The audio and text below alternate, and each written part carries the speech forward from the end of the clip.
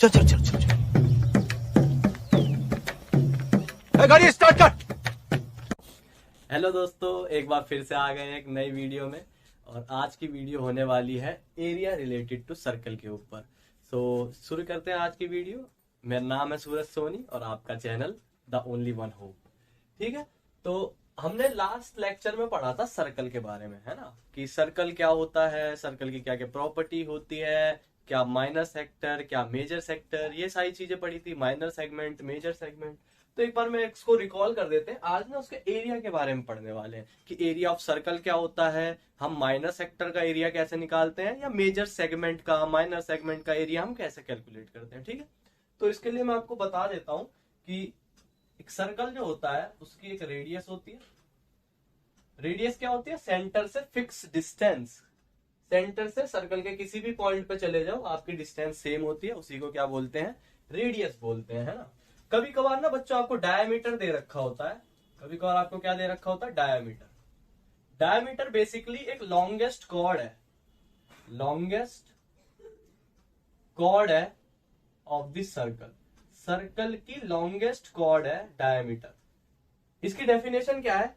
ये सेंटर से पास करती है और सर्कल को दो पॉइंट पे टच करती है। अगर आपको कॉर्ड की डेफिनेशन याद हो तो आपको पता होगी कॉर्ड किसे कहते हैं। सर्कल को जो दो पॉइंट पे टच करती है उसे कॉर्ड कहते हैं।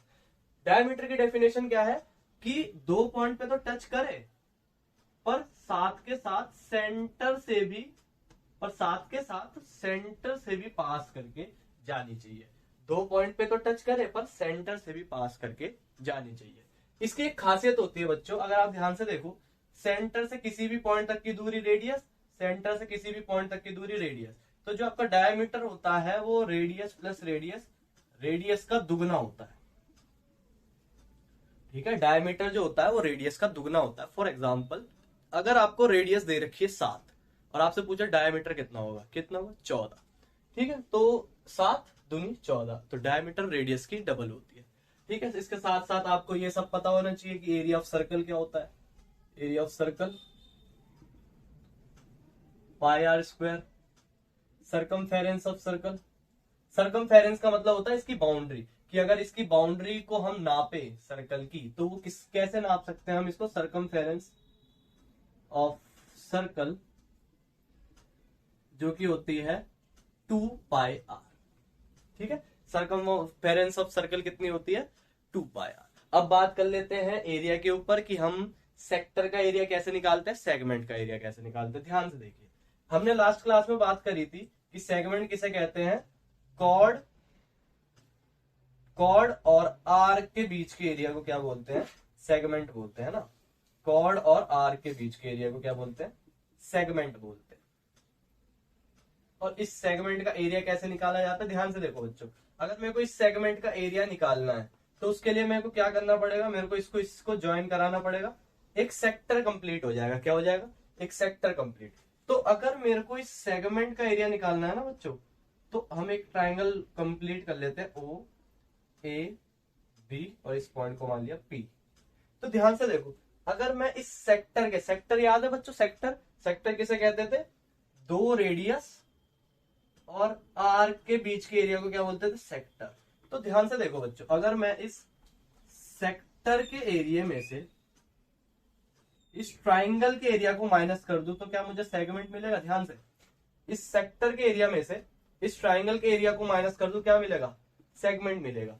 तो अपने को क्या पता होना चाहिए बच्चों? एरिया ऑफ सेक्टर पता होना चाहिए।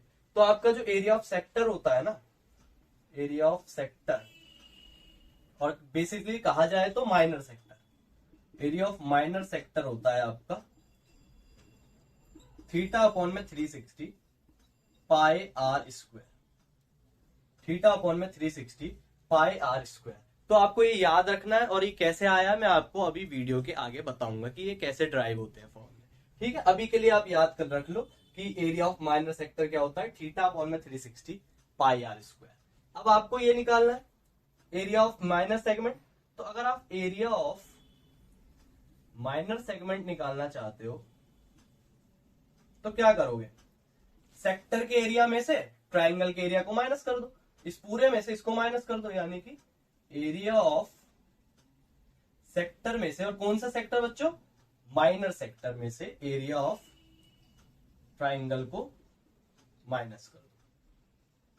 ठीक है, तो आपको किसका एरिया पता चल जाएगा, सेगमेंट का एरिया पता चल जाएगा। ये आपको बहुत अच्छे से याद रखना है, इसका कोई फॉर्मूला नहीं है। आपको बेसिकली किसका फॉर्मूला याद रखना है, सेक्टर का फॉर्मूला याद रखना है। सेक्टर में से ट्राइंगल के एरिया को माइनस कर देंगे। अब ट्राइंगल आपको कुछ भी दे सकता है, राइट ट्राइंगल दे रख सकता है, आइसोलेसिस ट्राइंगल दे सकता है, आपको इक्विलेटरल ट्राइंगल दे सकता है। तो हम बात करेंगे कैसे उनके ट्राइंगल की क्या क्या प्रॉपर्टीज होती है। आपको वैसे याद भी होनी चाहिए कि एरिया ऑफ ट्राइंगल आपका क्या होता है। ठीक है, एरिया ऑफ ट्राइंगल है, एरिया ऑफ ट्राइंगल ABC क्या होगा, half into base into height, है ना, half into base into height. तो ये आपका क्या होगा, एरिया ऑफ ट्राइंगल होगा, half into base into height. और भी ट्राइंगल का एरिया होता है, इक्विलेटरल ट्राइंगल का √3/4a² होता है। तो जब हम उसकी बात कर रहे होंगे, जब मैं आपको बता दूंगा। वैसे अगर आपको लिखना हो तो लिख सकते हो, area of equilateral triangle is √3/4a², है ना। ये फॉर्मूला होता है एरिया ऑफ इक्विलेटरल ट्राइंगल का, √3/4a²। ए क्या होती है, साइड ऑफ इक्विलेटरल ट्राइंगल, है ना। आपको पता है ना, इक्विलेटरल ट्राइंगल के तीनों साइड बराबर होते हैं, तीनों एंगल भी कितने होते हैं, बराबर, कितने कितने, 60 डिग्री के, है ना। इतनी बात नोट करो। फिर मैं आपको बताता हूं लेंथ ऑफ आर्क कैसे निकालते हैं। ठीक है, फिर लेंथ ऑफ आर्क समझने के बाद मैं बता दूंगा कि ये फॉर्मूले कैसे ड्राइव हुए हैं। उसके बाद हम क्वेश्चंस की तरफ चलेंगे कि कैसे किस किस टाइप के आपको बोर्ड के एग्जाम में क्वेश्चन पूछे जा सकते हैं। जब तक इसका आप नोट करो, मिटा दे।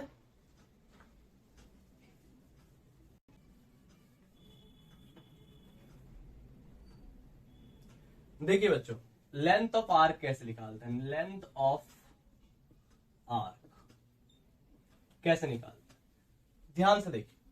ऐसे फॉर्मूला क्या होता है लेंथ ऑफ आर्क निकालने का, लेंथ ऑफ आर्क निकालने का फॉर्मूला क्या होता है, θ/360 2πr।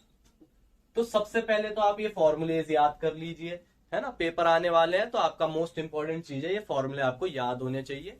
और ये ड्राइव कैसे हुए मैं अभी आपको बता देता हूं। आपको पता होगा, अगर आप किसी सर्कल में 360 डिग्री घूम लेते हो तो आप उसका पूरा रेवोल्यूशन कर लेते हो, उसका पूरा चक्कर लगा लेते हो। अगर आप उसका 360 डिग्री घूम लेते हो तो क्या मैं ये कह सकता हूं कि ये जो 360 डिग्री है वो आपका एरिया ऑफ सर्कल के बराबर है। ये जो 360 डिग्री है वो एरिया ऑफ सर्कल के बराबर है।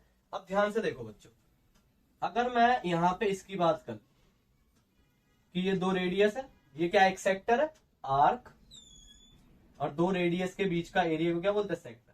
अब मान लो ये सेंटर पे जो एंगल है ये है थीटा बन रहा है, ये सेंटर पे एंगल कितना है, थीटा। तो आपसे पूछा बताओ इसका एरिया क्या होगा। अब आपको ध्यान से सुनो, आपको पता होना चाहिए कि 360 डिग्री में कितना एरिया होता है, एरिया ऑफ सर्कल के बराबर होता है।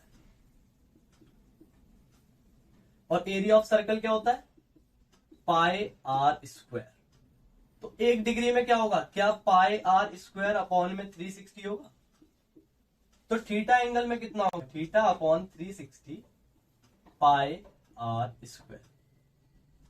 ठीक है, तो थीटा एंगल में हमारा इतना एरिया होता है, और यही बच्चों हमारा एरिया ऑफ सेक्टर होता है।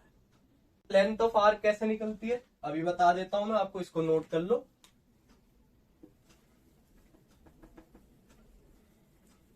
यहां पे भी बच्चों वही कॉन्सेप्ट लगाना है। देखो यहां पे भी वही कॉन्सेप्ट लगाना है आपको कि 360 डिग्री अगर मैं घूम जाऊंगा, पूरा एक चक्कर लगा लूंगा, तो क्या मैं इसके सरकमफेरेंस जितना घूम जाऊंगा, मतलब सरकमफेरेंस का मतलब इसका पूरी बाउंड्री के जितना घूम जाऊंगा। तो ये आपके सरकमफेरेंस ऑफ सर्कल के बराबर होता है। ठीक है, अगर आप पूरा 360 डिग्री घूम जाओगे ना तो वो पूरा सरकमफेरेंस के बराबर होता है। और सरकमफेरेंस ऑफ सर्कल कितना होता है आपका, 2πr। तो वही इस बात हो जाएगी, तो 1 डिग्री में कितना होगा, 2πr/360। और तो थीटा एंगल में कितना होगा, θ/360 मल्टीप्लाई 2πr। ठीक है, तो ऐसे हमारी क्या निकलती है, लेंथ ऑफ आर्क निकलती है। ठीक है, तो बच्चों ये आपको याद रखनी है कि अगर एक आर्क है, इस आर्क की मेरे को वैल्यू निकालनी है, ये आर्क कितनी लंबी है, तो मेरे को देख लेना कि ये आर्क सेंटर पे कितना एंगल बना रही है और इस फॉर्मूले में रख देना। आपका क्या पता चल जाएगी, आपको इस आर्क की लेंथ पता चल जाएगी। ठीक है, तो इतनी चीजें याद करो, एक बार सारे फॉर्मूले रिवाइज कर लो। एरिया ऑफ सर्कल क्या होता है, pi r square, circumference of circle 2 pi r, और एरिया ऑफ सेक्टर क्या होता है, थीटा अपॉन में 360 पाई आर स्क्वायर, और length of arc theta upon में 360 2 पाई आर। इतनी सी बात आपको याद रखनी है, फिर इसके बाद हम क्वेश्चन लगा सकते हैं। ठीक है, इसे नोट कर लो, फिर हम करते हैं क्वेश्चन की प्रैक्टिस। नोट कर लो इसे।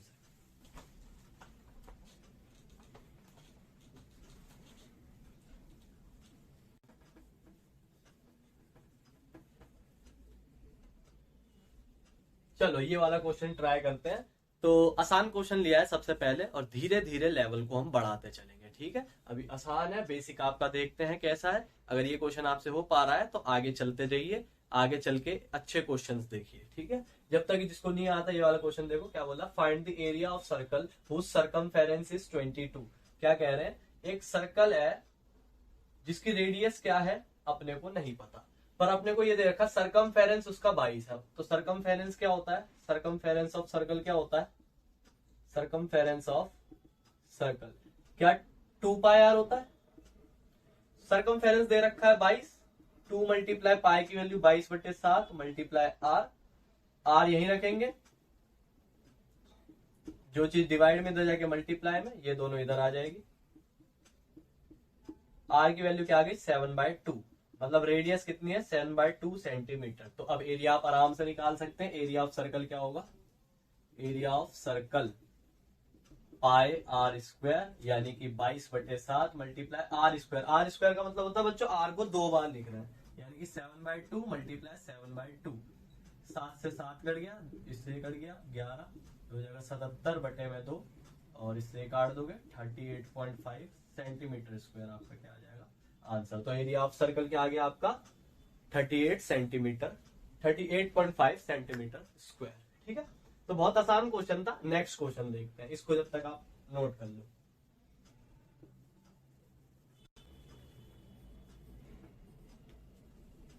देखो next question, find the area of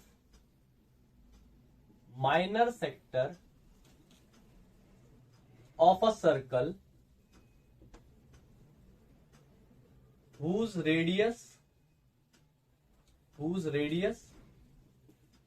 is 7 centimeter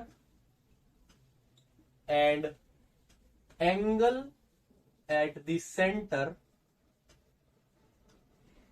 is 30 degree. Find area of major sector also. ठीक है, तो ये आपका एक अच्छा क्वेश्चन है जो पेपर में आने के लिए बहुत कैपेबल है। ठीक है, क्या कह रहा है आपको बोलना find the area of minor sector. तो देखते हैं कैसे करेंगे। तो हमने एक सर्कल बना लिया, उसकी रेडियस आपको दे रखी है, रेडियस कितनी है, रेडियस आपकी है 7 सेंटीमीटर। ठीक है, अब सेक्टर बनाना है तो मुझे पता है सेक्टर दो रेडियस के बीच में होता है, और मैंने बोला था रेडियस हमेशा क्या होती है सर्कल की सेम होती है, मतलब ये 7 है तो ये भी क्या होगा 7। आपसे कह रहा है सेंटर पे जो एंगल बन रहा है वो कितना बन रहा है 30 डिग्री। तो एरिया ऑफ सेक्टर का फॉर्मूला क्या होता है, एरिया ऑफ सेक्टर, और बेसिकली बात करें तो माइनर सेक्टर क्या होगा थीटा अपॉन में 360 पाई आर स्क्वायर, यानी कि 30 अपॉन में 360 पाई यानी कि 22/7, आर स्क्वायर मतलब 7 को कितनी बार लिख दो 2 बार लिख दो। 7 से 7 कट गया, 0 से 0 12, इससे कट गया 6 बार पे 11, कितना आ गया 77/6, और इसको इससे डिवाइड करेंगे तो 2.8 सेंटीमीटर स्क्वायर। ठीक है, ये आपका आ गया एरिया ऑफ माइनर सेक्टर, मतलब इस सेक्टर का एरिया, ये वाला छोटे वाले सेक्टर। अब आपसे पूछा है बताओ एरिया ऑफ मेजर सेक्टर क्या होगा। तो एरिया ऑफ मेजर सेक्टर का मैंने क्या आपको फॉर्मूला बताया था बच्चों, नहीं। तो एरिया ऑफ सेक्टर के लिए अपने को दिमाग लगाना पड़ेगा, और दिमाग क्या लगा, अगर मैं पूरे सर्कल के एरिया में से इस छोटे वाले एरिया को माइनस कर दूं तो जो बचेगा वो बड़ा एरिया ही तो बचेगा। पूरे सर्कल में से इस छोटे को माइनस कर दो, मतलब एरिया ऑफ सर्कल में से एरिया ऑफ माइनर सेक्टर को माइनस कर दो, तो जो बचेगा वो क्या बचेगा, मेजर सेक्टर बचेगा। तो इसके लिए मेरे को एरिया ऑफ सर्कल चाहिए, तो एरिया ऑफ सर्कल निकाल लो। Area of circle pi r square, यानी कि 22/7 मल्टीप्लाई आर स्क्वायर, मतलब 7 को कितनी बार लिख दो, 2 बार। इससे ये कट गया, क्या आ गया, 154 सेंटीमीटर स्क्वायर। बस अब आपको मेजर आर्क निकालने में कोई, मेजर सेक्टर निकालने में कोई दिक्कत नहीं होगी। एरिया ऑफ मेजर सेक्टर क्या होगा, एरिया ऑफ सर्कल में से, एरिया ऑफ सर्कल में से एरिया ऑफ माइनर सेक्टर को माइनस कर दो। कहने का मतलब एक 154 में से 12.8 को माइनस कर दो, तो आपका आंसर क्या आ जाएगा, 141.2 सेंटीमीटर स्क्वायर। ठीक है, तो ये आपका क्या आ जाएगा, मेजर सेक्टर। तो अच्छा क्वेश्चन था, इसको नोट करो। फिर उसके बाद हम टाइम वाला क्वेश्चन करते हैं कि क्लॉक के ऊपर कैसे सवाल बनते हैं आपके। ठीक है, आप जब तक इसको नोट करो।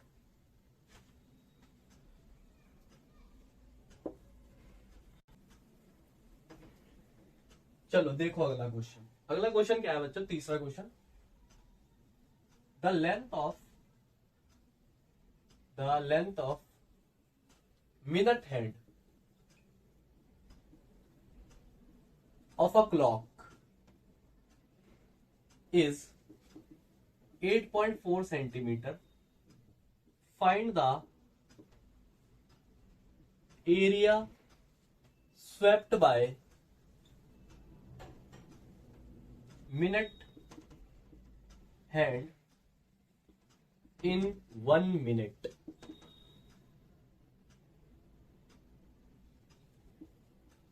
ये क्वेश्चन है बच्चों कि एक क्लॉक है, उसकी मिनट हैंड है, उसकी क्या है, मिनट हैंड है, जो कि 8.4 सेंटीमीटर की। ठीक है, हम इसको मान के चलेंगे कि मिनट हैंड जो है ना बिल्कुल सर्कल से चिपकी पड़ी है। ठीक है, इसमें इस क्वेश्चन में एक एक्सेप्शन ये होता है कि अपने को मानना पड़ता है कि ये मिनट हैंड सर्कल से चिपकी पड़ी है। कह रहा है मिनट हैंड की साइज इतने, बोल रहा है ये 1 मिनट चला, ये 1 मिनट चला, तो मान लो 1 मिनट चलने के बाद ये इधर आ गया। ठीक है, इसको मैं थोड़ा बड़ा बना रहा हूं ताकि एक सेक्टर आपको नजर आ जाए। तो आपको देखो दिख रहा होगा ये 2 रेडियस और इसके बीच में ये एरिया। तो अपने को ना बेसिकली ये चीज फाइंड करवा रहा है। ठीक है, कि ये कितना एरिया चला है ये मिनट हैंड। तो इसके लिए तो अपने को एंगल पता होना चाहिए, क्योंकि एक सेक्टर बन रहा है। सेक्टर के लिए तो अपने को पता है कि एरिया ऑफ सेक्टर क्या होता है, एरिया ऑफ सेक्टर क्या होता है, θ/360 पाई आर स्क्वायर। तो अपने को आर तो पता है पर एंगल तो पता ही नहीं। तो यहाँ पे बच्चों एक मैं आपको बहुत अच्छा कॉन्सेप्ट बताने जा रहा हूं जो आपके क्लॉक के हर क्वेश्चन में अप्लाई होंगे। वो क्या है आपको समझना है। अगर मान लो ये मिनट हैंड पूरा एक चक्कर लगा लेता मिनट हैंड, तो क्या मैं ये कह सकता हूं कि ये 60 मिनट घूम लेता, है ना। पूरा एक चक्कर लगाना मतलब 60 मिनट। और मैंने आपको बताया था अगर सर्कल में पूरा एक चक्कर लगाओ तो 360 डिग्री होता है ना। तो क्या मैं ये कह सकता हूँ 60 मिनट जो है वो 360 डिग्री के बराबर है। हाँ, तो मैं क्या कह रहा हूं, अगर ये 60 मिनट 360 के बराबर है तो 1 मिनट कितने के बराबर होगा, 360/60। यानी कि अगर यहां से इसको काट दूं, मेरा आंसर आ रहा है कि 1 मिनट में 6 डिग्री होते हैं। तो ये बच्चों आपको बहुत ही अच्छे तरीके से याद रखना है कि 1 मिनट में कितने डिग्री होते हैं, 6 डिग्री। अब आप इसको याद कर लो, 1 मिनट में कितने डिग्री होते हैं, 6। अब आपसे क्वेश्चन अगर बोल दे भाई 5 मिनट में बताओ कितना एरिया स्वैप करना पड़ेगा, तो आपको एरिया, आपको एंगल निकालने में कोई दिक्कत नहीं होगी। आपको पता है 1 मिनट में कितनी डिग्री, 6। तो 5 में कितनी, 5 मल्टीप्लाई 6, 30 डिग्री। 7 में कितनी, 42 डिग्री, है ना। तो आपको 6 से मल्टीप्लाई कर देना है, जितने भी मिनट वो स्वैप करे, तो आपको उसका एरिया एंगल पता चल जाएगा कि वो सेंटर पे कितना एंगल बना रहा है। ठीक है, बहुत अच्छे से आपको याद रखना है कि 1 मिनट में कितने डिग्री होता है, 6 डिग्री। तो आपको पता चल गया 6 डिग्री है, तो 6/360 22/7 आर 8.4 पॉइंट हटेगा नीचे 10 6 से ये कट जाएगा 60 बार पे, 7 से ये कट जाएगा 1 2 बार पे, और ये दोनों कट रहे हैं 6 की टेबल से 2 बार पे 10 बार पे। क्या बच रहा है 22 2 84 और 1000।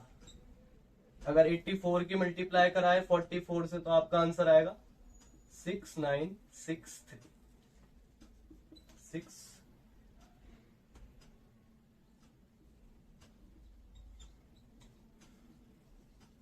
3 0 3 के बाद क्या लग जाएगा, पॉइंट लग जाएगा। इतना एरिया बच्चों ये स्वेप्ट करेगा 1 मिनट में। ठीक है, अगर आपको ये समझ आया तो इसको नोट करिए।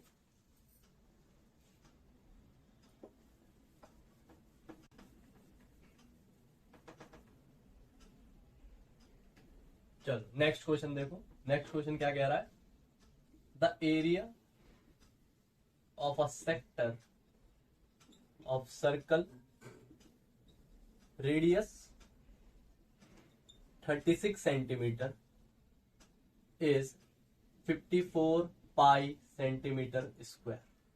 आपसे कह रहा है find the length of arc of the corresponding sector. क्या कह रहा है बच्चों, आपसे कह रहा है कि एक सर्कल है, एक सर्कल है, उसके अंदर एक सेक्टर है, उसके अंदर क्या है बच्चों, एक सेक्टर है। आपसे कह रहा है इस सर्कल की रेडियस जो है वो कितनी है, 36 सेंटीमीटर। कह रहा है इस सेक्टर का जो एरिया है ना, मतलब एरिया ऑफ सेक्टर जो है वो आपको दे रखा है 54 पाई सेंटीमीटर स्क्वायर। ठीक है, इस सर्कल का एरिया दे रखा है। अब आपको अगर पता हो एरिया ऑफ सेक्टर होता क्या है, थीटा अपॉन में 360 पाई आर स्क्वायर। अब आर दे रखा है, एरिया भी दे रखा है, तो आपसे बेसिकली क्या निकलवाएगा, एंगल निकलवाएगा कि ये एंगल कितना बना रहा है सेंटर पे। तो यही चीज अपने को निकालनी है, देखते निकालते हैं। फिर उसके बाद कुछ और चीज भी पूछा है, देखते हैं क्या होगा। तो हम एरिया ऑफ सेक्टर का फॉर्मूला लगाते हैं, थीटा अपॉन में 360 pi r square. Theta area कितना देखा है 54 पाई, थीटा पता नहीं 360, पाई की वैल्यू 22/7, आर कितना दे रखा है 36 मल्टीप्लाई 36।